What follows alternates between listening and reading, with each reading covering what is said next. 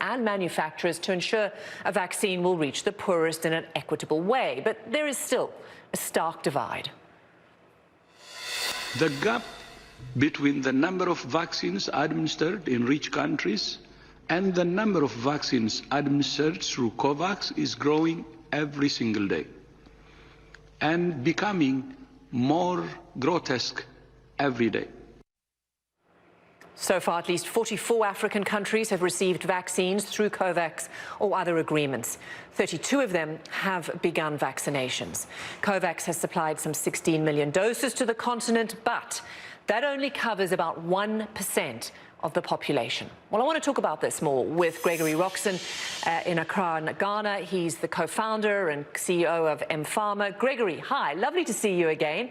I know we chatted a few years ago, and it's wonderful to see you again. I want to talk about what your company's doing. It's the first private sector-led vaccination program in Africa. So how many shots in arms are you aiming for in Ghana, where you are? Thanks for having me, Robyn. So we are aiming to vaccinate 2.5 million Ghanaians over the next 12 months. And it has been done through an employer-led cross-subsidization program where employers are taking on the burden of finance and vaccine access for their employees, which is leading to cross-subsidizing the government's own effort to vaccinate the poor and vulnerable in Ghana. So, I mean, this is amazing work that I know you're doing because you're very involved in drug pharmaceutical distribution on the continent. And I want to talk about that in just a moment. But I also want you to react to this interview that I did here on CNN just a few days ago. I spoke to a US-based doctor and vaccination expert, and he said something powerful that struck me. Just take a listen. We are in one big village, and we call it Earth. As long as there is one area that still is out of control and on fire, we are all in danger, which is we're not just about getting the US vaccinated. After we do this, or maybe while we do this, a lot of the first world countries really need to step up and help places like Africa and certain places of South America and underdeveloped countries, because it's for not only their good, but for everyone's good. Dr. Hoya Rodriguez there, makes sense. How can this be implemented? It makes complete sense because the virus doesn't know borders or nationalities.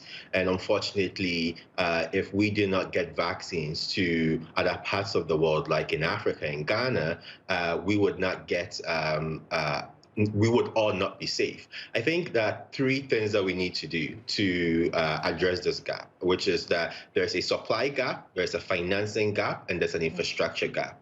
On the supply side, quite unsurprisingly, there are no doses available in the short to medium term. I mean, COVAX had to announce recently that they hope to resume supplies in May because of the supply embargo that countries like India have placed on future vaccine supplies as they focus on their own domestic needs. And there's a financing gap as well. We would need billions of dollars to vaccinate the whole of Africa. Ghana needs about over $200 million to vaccinate the entire population. And that is just in year one. You know, what if we need additional boosters after the first round of vaccination to keep immunity going? There's going to be a requirement that countries mobilize domestic financing and support to be able to continue to vaccinate their population. And finally, there's an infrastructure gap. Infrastructure from the sense that to get to remote areas, we need the cold chain infrastructure, but also we need the people who would be able to provide these jobs to people. So this is where you're very involved in trying to at least alleviate that in Ghana and across the continent. But this lag to vaccinate, for all of those reasons in many African countries, is it also just about richer countries being selfish? Or do many of these governments need to take responsibility, perhaps, for bad planning or ineffective distribution, in the same way European countries have mismanaged the rollout? I completely agree with you. There's just an extent to which we can blame wealthy countries. Yeah. I think that any leader would want to prioritize its people, and I do not blame the U.S. And the West for doing that. I think that we need to stop treating African leaders with kid gloves and have them actually take ownership on protecting their people. Nothing prevented a lot of African countries from last year actually trying to negotiate vaccine supply deals with manufacturers to secure doses to protect their people. But guess what? All of them left to that responsibility to COVAX. And unfortunately, when you have one channel that is facing problems, then it puts your entire vaccination program at risk. So yes, African leaders have as much a blame in what we are currently facing as wealthy countries holding vaccines have. Gregory Rockson, always good to speak to you, co-founder and CEO of M-Pharma. Thanks for joining us on CNN. Thank you.